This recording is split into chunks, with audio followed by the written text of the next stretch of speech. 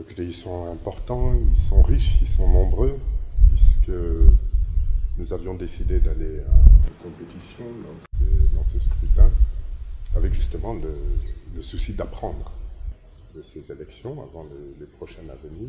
Et également, évidemment, on avait quand même le petit espoir de pouvoir avoir au moins un député.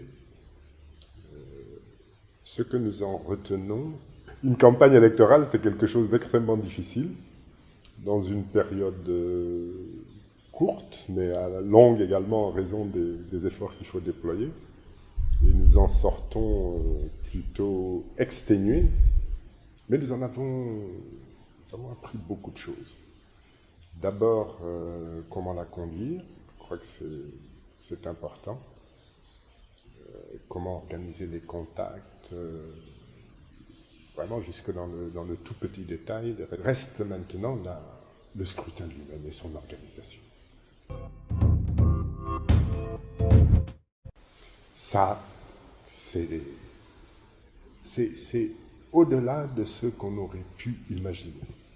On a presque l'impression que non seulement les défaillances sont organisées à dessein, et qu'il y a systématiquement une recherche de forcing pour faire passer un objectif. Et d'ailleurs, je regardais un comédien qui racontait une histoire.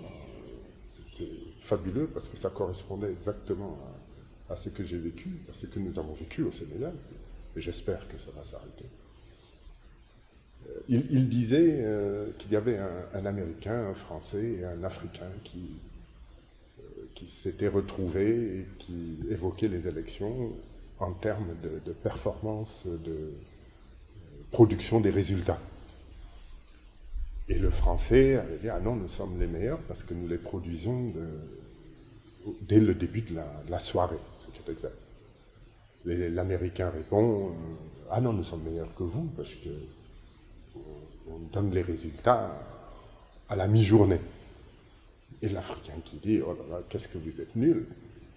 Nous, on donne les résultats avant les élections. » Et très sincèrement, c'est l'impression que ça donne. Quand j'ai vu d'abord très vite là, le taux de participation apparaître, donc il avait son importance dans la tête de ceux qui avaient organisé ces élections. Et manifestement, on savait déjà ce qui allait se passer. On savait qu'il n'était pas possible de gagner, par exemple, Baké-Touba sans créer du scandale, mais il était hors de question de perdre Dakar, et vous verrez dans ceux qui va venir comment on a organisé tout ça. Il fallait, à mon avis, continuer à écraser l'image de Abdoul Mbaye, et ça, c'est par la faiblesse des résultats sortis que ça prenait une connotation stratégique. Et ce qui est vraiment regrettable, c'est que non seulement, comme je le disais tout à l'heure, c'est du prématuré, mais c'est également de l'incompétence avec cette absence de souci de maintenir l'image du Sénégal à un certain niveau. Nous sommes quand même une vieille démocratie, une très vieille démocratie. Nous avons été exemplaires au niveau africain et même au niveau mondial. Et aujourd'hui, nous avons affaire à des personnes qui, vraiment particulièrement soucieuses de tout gagner, de tout rafler, comme je le disais dans un communiqué que j'ai signé hier, n'hésitent pas à mêler l'extrêmement grave et le cocasse. On en vient à mettre, par exemple, le Conseil constitutionnel dans un rôle de législateur, mais sans sourciller, avec une décision qui ne règle pas le problème qu'on lui a soumis, parce que, manifestement, la seule détention du récépissé ne pouvait pas permettre à quelqu'un de connaître son bureau de vote. Je vous donne cet exemple parce qu'il m'a été raconté par une personne qui s'est présentée 2 fois dans un bureau de vote à Cambérène pour contrôle, un mandataire. Et à chaque fois, le vent avait déplacé un bulletin Benno Bokk Yakaar qui s'était posé sur la pile des bulletins de notre coalition Dioyanti. Et à chaque fois, on lui a répondu, non, c'est le vent qui a déplacé, c'est pas grave. Vous savez, depuis le président Abdou Diouf, à l'étranger, notamment en Europe, pour organiser le déplacement des citoyens sénégalais vers les centres de vote, il y a des trajets qui sont couverts par des bus, parce qu'il y a des lieux de résidence et il y a des zones de vote, des centres de vote. Et figurez-vous que cette pratique a été maintenue, évidemment, par le président Abdoulaye Wade. Et, ce soit dit en passant, je ne partage pas la manière de gérer les affaires publiques quand je parle du président Abdoulaye Wade. Mais c'est un grand démocrate. Il a fait beaucoup pour la démocratie de ce pays et l'histoire le retiendra comme un des grands bâtisseurs de notre démocratie. Je suis persuadé que s'il avait été absent de cette campagne, on aurait vu encore pire, parce qu'ils étaient véritablement prêts à tout. Mais revenons au problème des bus. Donc le président Abdoulaye Wade a maintenu cette pratique. Et là, les bus sont arrivés, il y avait des listes de militants APR, et quand vous n'étiez pas militant APR, vous ne montiez pas dans les bus. Qui paye ces bus? Les consulats, l'État du Sénégal. Et on interdit à des citoyens sénégalais de monter dans les bus pour aller faire leur devoir de citoyen sous le prétexte qu'ils n'appartiennent pas au parti au pouvoir. Est-ce que vous avez vu une campagne d'appel adressée aux citoyens, les appelant au vote? Même pas. Ils ont tout fait au niveau de leurs propres militants, ils ont encadré les distributions de cartes, ils les ont privilégiés dans la distribution de cartes.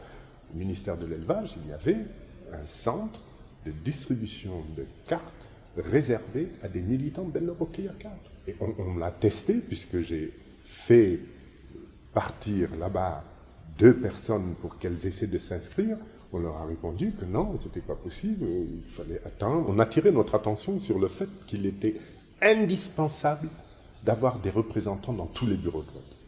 Bon, évidemment, 14 000 bureaux de vote, et puis évidemment, ils ont mis en place une pratique qui élimine les petits compétiteurs, puisqu'ils ont instauré une tradition de rémunération des représentants des partis. Et quand vous ne le faites pas, vous avez peut-être quelques volontaires, mais dans la majorité des cas, ce n'est pratiquement pas possible. Et enfin, j'ai compris pourquoi les autorités refusaient le principe de l'audit du fichier électoral. C'était suspect, mais il y a n'importe quoi dans ces fichiers. Les personnes détenaient des cartes, se présentaient à leur bureau de vote, ils étaient absents des listes. Vous aviez un récépissé, j'ai très proches, ma sœur et mon beau-frère, qui ont cherché pendant plusieurs jours la localisation de leur bureau de vote pour s'entendre dire à la fin, désolé, vous êtes absent du fichier. Ils ont leur récépissé et ils étaient électeurs. Voilà. C'est triste pour le Sénégal, mais il ne faut pas baisser les bras. On a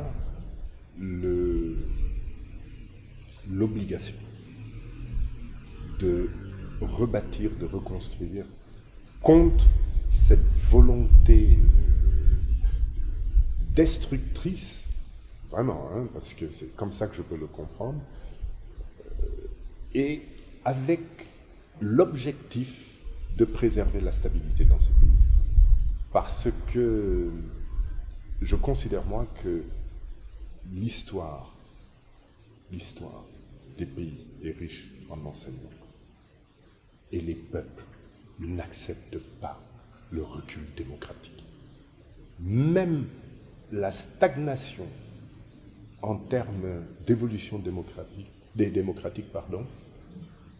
peut créer des troubles. peut créer des drames.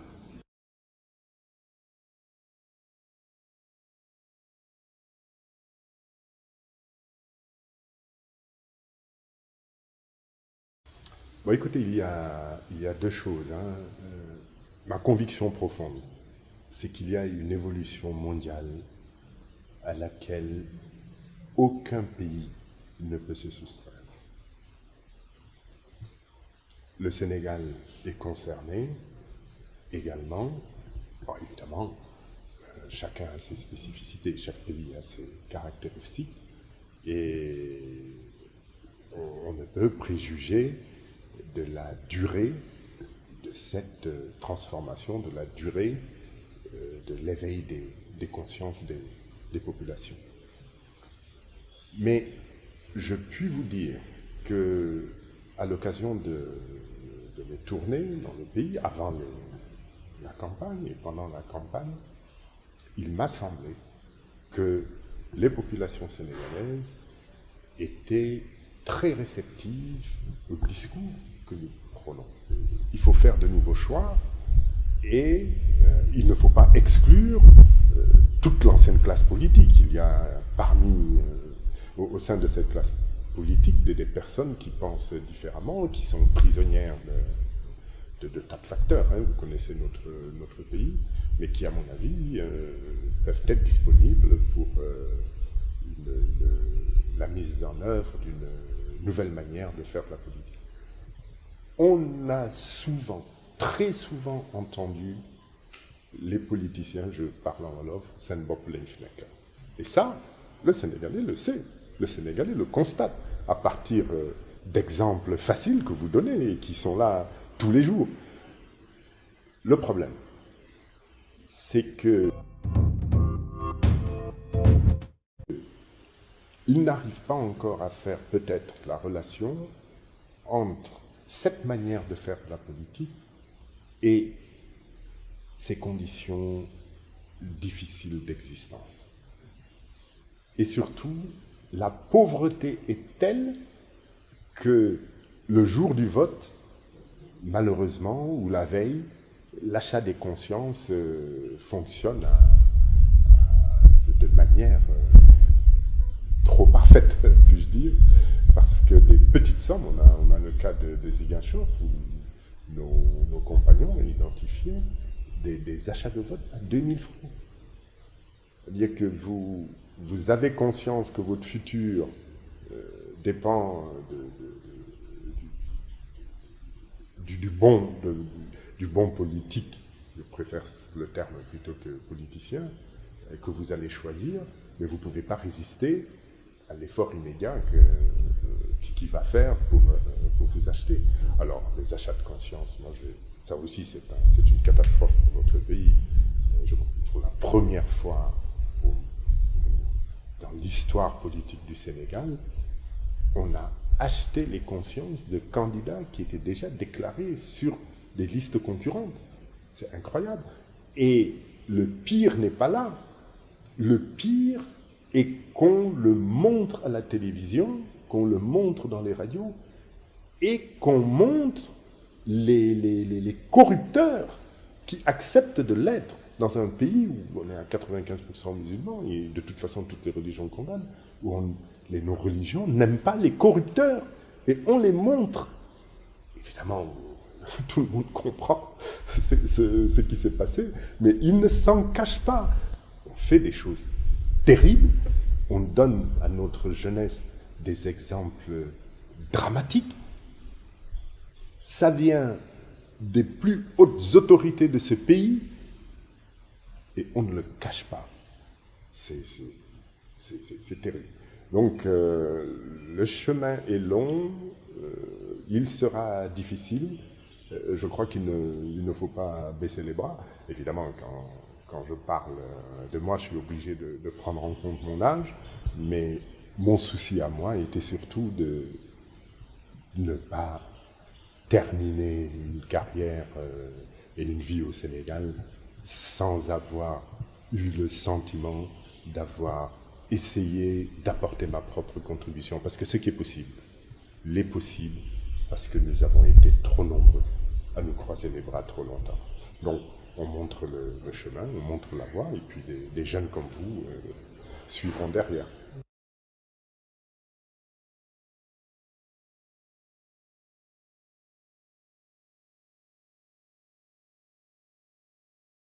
Vous savez,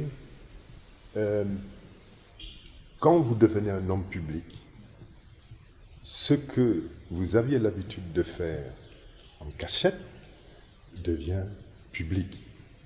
Mais je n'ai jamais été loin du peuple. Personne ne peut le dire. Je peux vous donner des tas d'exemples, mais c'est pas dans ma nature de dire que je fais ça au profit de tel village, je rends visite. Non, c'est pas moi ça.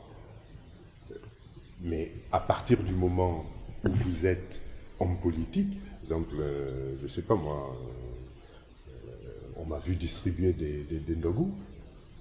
Mais vous ne pouvez pas vous imaginer tous les ans ce que je fais comme ndogou et que je distribue, mais pas moi directement. Mais donc l'acte lui-même, il est là. Mais cette fois, ce sont les jeunes de mon parti qui me disent « on a besoin de vous pour une distribution de ndogou organisée aux HLM ». Et je le fais.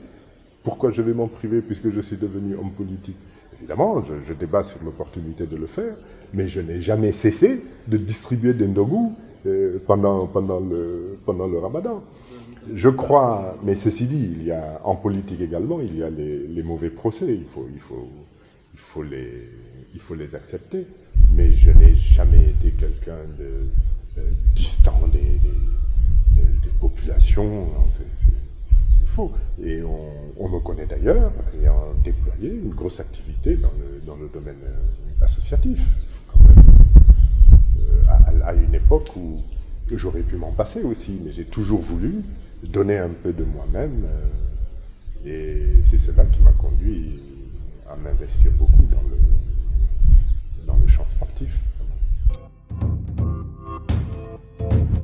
En campagne, il faut essayer de rencontrer tout le monde. Il est évident que... bon, j'ai découvert d'ailleurs, par exemple, les chutes de Dindi Fellow, mais c'est la tournée politique qui m'a conduit à Dindi Fellow. Combien d'hommes politiques sont allés là-bas? Alors pourquoi? Parce qu'Abdoul Mbaye y est allé? On va dire non, c'est parce qu'il est homme politique. Évidemment que j'essaie d'aller à la rencontre de l'électeur, de mieux comprendre sa manière de penser, et sans aucune contrainte. Je vais dans les banlieues les plus difficiles de Dakar, dans les villages les plus reculés. Mais c'est ça, le rôle d'un homme politique. Mieux comprendre, même si vous pouvez vivre de rapports, je crois qu'il n'est jamais mauvais d'aller à la rencontre des personnes et de les entendre.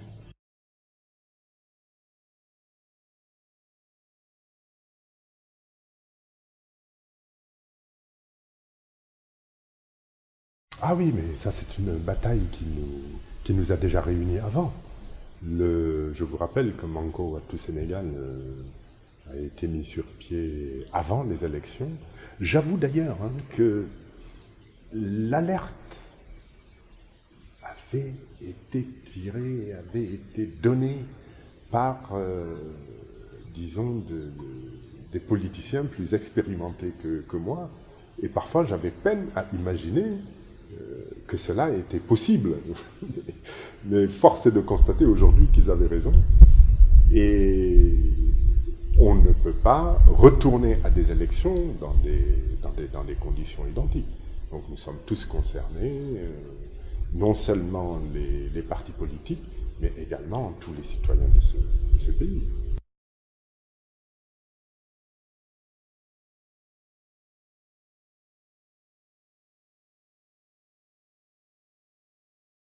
Nous ne sommes pas un parti politique qui fonctionne seulement au moment des élections. Ça, il faut quand même le souligner. Nous avons un projet politique fondamental, c'est aider à éveiller les consciences des Sénégalais, leur montrer que la voie politicienne, mais au vrai sens du terme, n'est pas celle qui peut permettre d'améliorer leurs conditions de vie, qu'en se contentant de voter pour des personnes, de choisir des dirigeants qui n'auront que le souci d'exercer un métier de politicien et même de ne pas se contenter de la rémunération du métier, obtenue du métier, mais spolier les richesses naturelles, spolier les ressources publiques de ce pays. Notre souci, c'est de montrer aux Sénégalais, aux Sénégalaises et aux Sénégalais que ce type de choix est responsable de leurs mauvaises conditions de vie. Parce que personnellement, je vous l'ai dit, hein, je ne l'ai jamais rencontré, ou alors il se cache derrière de murs très hauts, mais j'ai fait des dizaines de milliers de kilomètres en un peu plus d'1 an. Je n'ai jamais rencontré un pêcheur, un cultivateur, un éleveur satisfait de ses conditions de vie. Je n'ai jamais rencontré des villages où on disait non, nous on a tout ce qu'il nous faut, tout va bien. Tout le monde se plaint, non seulement de choses qu'ils n'ont pas, tout le monde se plaint de conditions de vie particulièrement difficiles, qu'il s'agisse de santé, d'éducation, d'emploi des jeunes, etc. Et personne ne vit d'espoir. Nulle part je n'ai vu des personnes me dire mais on a espoir parce il y a tel commencement. Non. Donc, il faut bien qu'un jour ou l'autre, les Sénégalais acceptent le discours, attirant leur attention, leur faisant comprendre que ces mauvaises conditions de vie sont dues au mauvais choix de leurs dirigeants. Et tant que nous n'aurons pas, et ça, c'est une certitude et c'est le cœur de notre politique autrement, de notre concept de politique autrement, tant que les Sénégalaises et les Sénégalais ne choisiront pas comme dirigeants, à l'occasion de toutes les élections se présentant, qu'il s'agisse d'élections locales, d'élections législatives, d'élections présidentielles, des personnes, femmes et hommes, dont ils peuvent espérer qu'ils se soucieront d'eux plutôt que d'eux-mêmes, parce que c'est vraiment ce que l'on constate. Il ne pourra pas y avoir de développement économique inclusif et partagé. C'est pas possible. Il y en aura peut-être un peu, mais cela donnera lieu au constat de milliardaires, qu'il s'agisse, et en priorité, de politiciens devenus milliardaires.